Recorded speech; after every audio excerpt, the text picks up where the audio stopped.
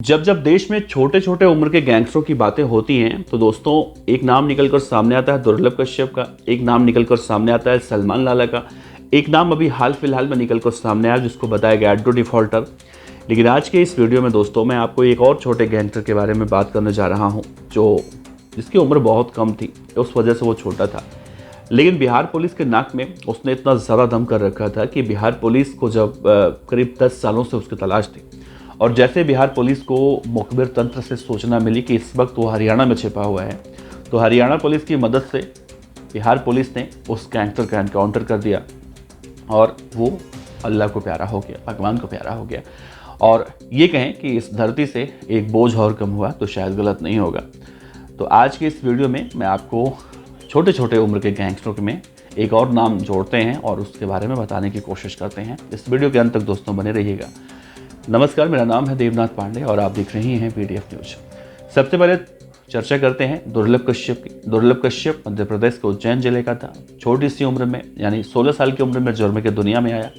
Social media पर इसने अपने नाम की ऐसी दहशत फैलाई और 20 साल की उम्र तक होते होते एक गैंग वॉर में मारा गया। और एक समय के बाद सोशल मीडिया पर दुर्लभ कश्यप की फैन फॉलोइंग इतने ज़्यादा बढ़ गई थी कि आज भी दुर्लभ कश्यप के नाम पर लोगों की हत्याएं की जाती हैं, लोग रंगदारियां मांगते हैं या फिर दुर्लभ कश्यप चर्चाओं में रहता ही रहता है। दूसरा, सलमान लाला। ये भी मध्य प्रदेश के इंदौर शहर का रहने वाला था। छोटी खजरानी एक इलाका है, वहाँ का ये रहने वाला था।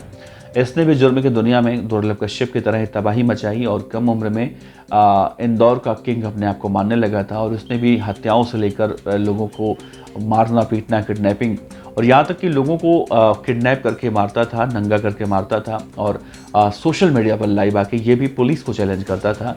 और इसका आतंक इतना ज़्यादा बढ़ गया था कि मध्य प्रदेश की पुलिस ने इसे जब गिरफ्तार किया तो सबसे पहले इसके पैरों में गोली मारी और इसे उन सब इलाकों में घुमाया था जहाँ पर ये रंगदारी मांगा करता था। इसके बारे में कहा जाता है कि सलमान लाला अमीर घरानों के लड़के और लड़कियों को फंसाकर उन्हें शराब पिला के उनका न्यूड वीडियो बनाता था और फिर उन्हें बाद में ब्लैकमेल करता था।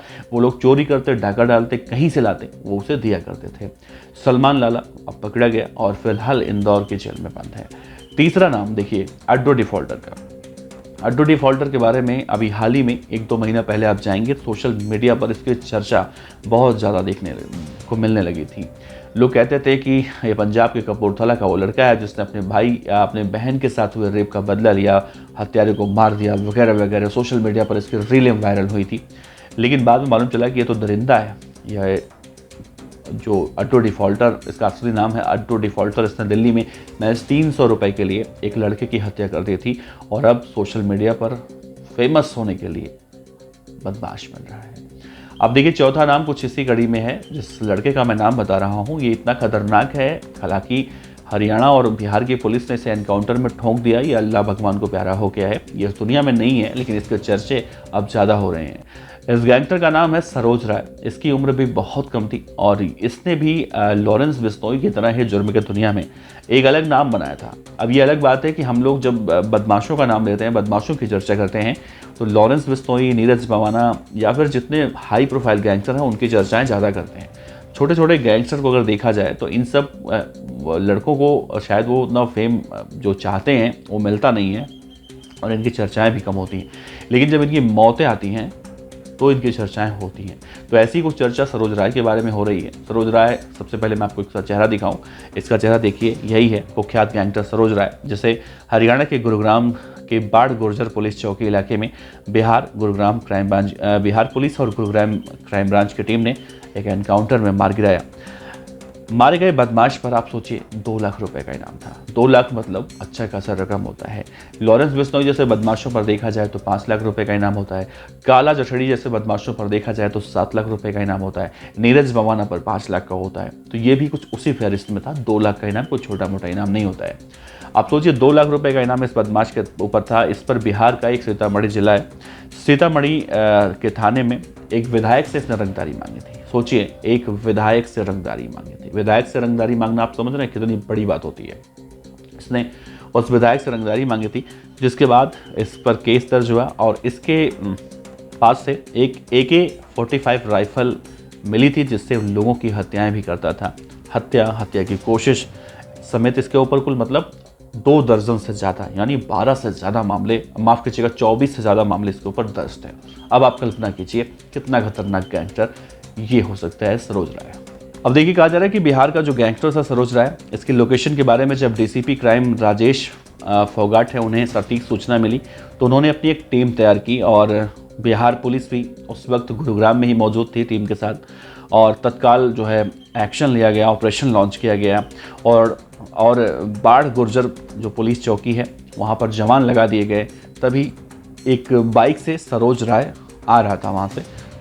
पुलिस ने सबसे पहले उसे हाथ देकर रोकने की कोशिश की। वो गैंगस्टर जैसे पुलिस को देखता है, पुलिस पर फायरिंग करने लगता है और जवाबी कार्रवाई में पुलिस के, आप जानते हैं, गोलियां चलती हैं। गोलियां हालांकि पैरों में लगती हैं, लेकिन इस बार पैरों में नहीं लगी। इस बार उसका केस क्लोज हो गया।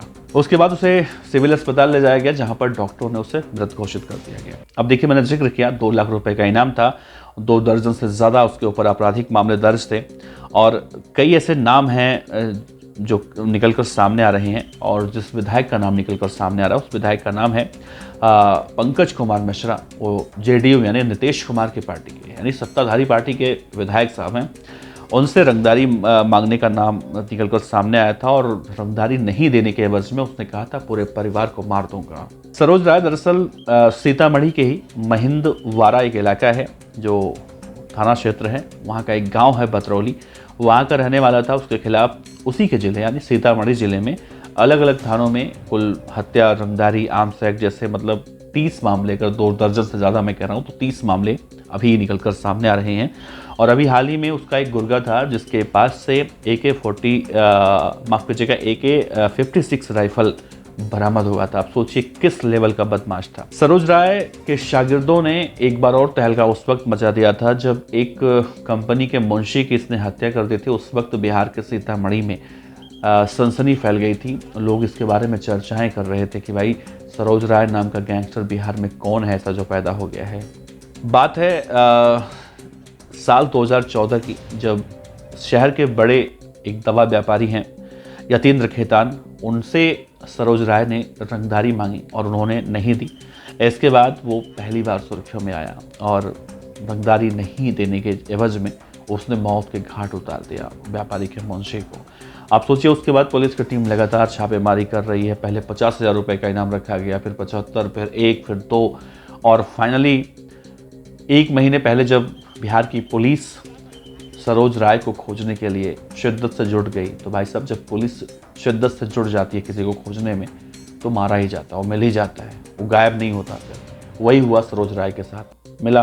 दरअसल एक बातें और कही जा रही हैं कि पुलिस सोच रही थी कि सरोज राय को जिंदा ही पकड़ा जाए, उसे मारा ना जाए, लेकिन सिचुएशन उस वक्त कुछ ऐसा बना जब उसने पुलिस की टीम पर ही फायरिंग की तो पुलिस के पास कोई ऑप्शन नहीं था। तो पुलिस ने गोलियां अपने सुरक्षा में, अपने आत्मरक्षा में चलाई और सरोज राय के सीने में, पेट में जहां भी गोली लगी वो भाई राम नाम सत्य हो गया। सरोज राय के बारे में कहा जाता है कि जब उसकी उम्र 10 साल की थी तभी वो बिहार के जो आपराधिक तत्व के लोग होते हैं उनके संपर्क में आया था और अपराधी बनने के रास्ते पर निकल गया था। और उसी वक्त एक कारोबारी थे यतीन्द्र खेतान, उनकी हत्या हुई, उस पर उनका नाम सामने आया था।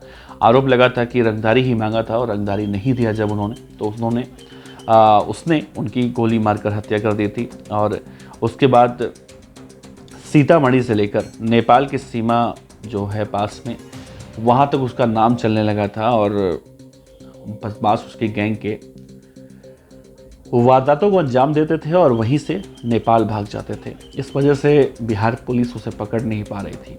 लेकिन सोचिए अगर वो हरियाणा के बॉर्डर एरिया में आ गया तो हरियाणा में पहले से ही ऐसे ऐसे बदमाश हैं जो उसे पनाह दे सकते हैं, लेकिन हरियाणा में पुलिस भी कहीं अगर हम इन बदमाशों से निपटने में हमेशा तत्पर रहती है तो वही हुआ इस केस में और सरोज राय मारा गया। सोचिए, सरोज राय ने अब तक, यानी कि जब तक जिंदा था, अपराध की दुनिया में एक्टिव था, तो उसने 6 हत्याएं की थी। किडनैपिंग और सब बहुत है, हत्याओं को लेकर कहा जाता है कि 6 हत्याएं इसने की थी। अड्डू डिफॉल्टर ने 1 हत्या की। सलमान लाला ने भी हत्या की कोशिश भी की, हत्या भी की। दुर्लभ कश्यप के बारे में अभी कोई ऐसा रिकॉर्ड नहीं है कि उसने हत्या की थी, लेकिन एक कहा जा रहा है हत्या की कोशिश उसने की थी। तो ये 3-4 जो गैंगस्टर है ना, छोटे छोटे कम उम्र के, ये इतने ज़्यादा शातिर और ख़तरनाक हैं जिनमें से हम देखें तो 2 जिंदा हैं, 2 मर चुके हैं। तो जो जिंदा हैं वो उनकी जगह जो ही है जेल है वो सही जगह पर पहुंच गए हैं। और इस वीडियो को बनाने का, इस खबर को बनाने का, सुनाने का यही मकसद था कि कोई भी जुर्म की दुनिया में जो जाने का सोच रहा है, भाई बड़ी गंदी दुनिया है। और कहा जाता है ना कि अपराध की दुनिया में जो गोलियां बदमाश चलाते हैं वही गोली उन्हें एक दिन मारती है। बस अंदर इतना होता है कि वो गोली या तो पुलिस की होती है, या फिर उनके विरोधी गैंग के बदमाश की होती है, या फिर अपने ही किसी गैंग के बदमाश की जो उनसे जलन रखता है।